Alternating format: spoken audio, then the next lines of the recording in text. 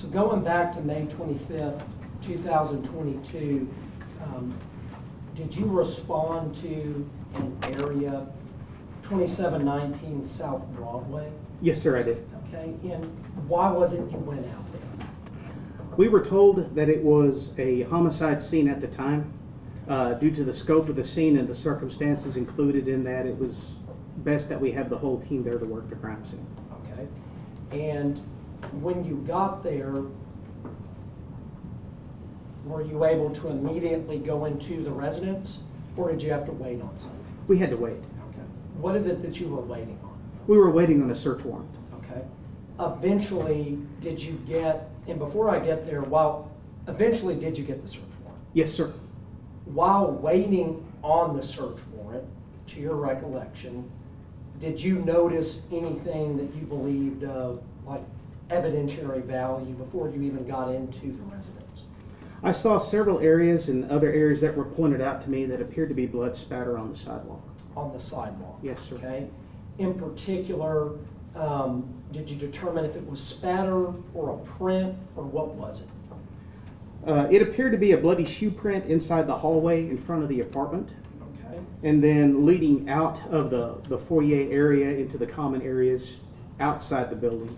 There were areas that we thought were spatter, some of which tested negative for blood. Okay. So that's the next thing that I was going to ask you about. Those areas there, even outside of the residence, did you test them for blood? Yes, sir. How did you go about doing that? We used a presumptive test called leucocrystal violet, which changes color in the presence of suspected blood. Okay. And when you did that, were you able to determine if any of those things were in fact blood, or could you tell? Some of the stains that we thought merited it, we took a swab sample of for later testing. Okay, all righty. So you noticed those things as you were outside. When you got that search warrant, were you able to enter into the residence? Yes, sir. Okay. And when you got in there, who else was there with you helping search that residence? It was the entire crime scene unit at that time. It was Officer John Stone, Becca Hudson, and Jamie Tarrant. Okay. When you did your part, if you will, what was your part when you initially went in there? Because of circumstances at the scene, Investigator Tarrant and I concentrated mostly in the living room area to do crime scene documentation. Okay. Investigators Stone and Hudson were tasked with the rest of the apartment. Okay. So when you were in there, you focused on the living room area, you and Investigator Tarrant, is that right? Yes, sir. Okay. As part of that investigation is what you're looking for, what we call blood spatter. Yes, sir.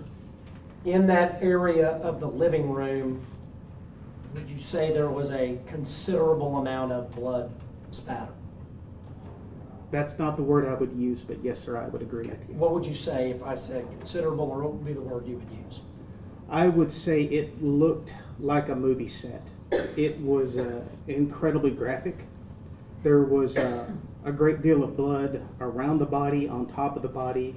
It was outside of my experience at the time to see so much blood and unfortunately, a human body there. Okay. So you've done crime scene the majority of your career. Had you seen anything like that? No, sir, I had not. And so did you have, I guess, what would be an unfortunate but large task of having to analyze all of where this spatter is? Analyze is not the right word. It's not the right word. We documented. Documented. Yes, sir. We documented all of the spatter, taking several photographs. I believe it's almost 600 photographs of the living room alone, using a technique called road mapping. This is done so that an actual court-qualified bloodstain pattern analyst could look at it.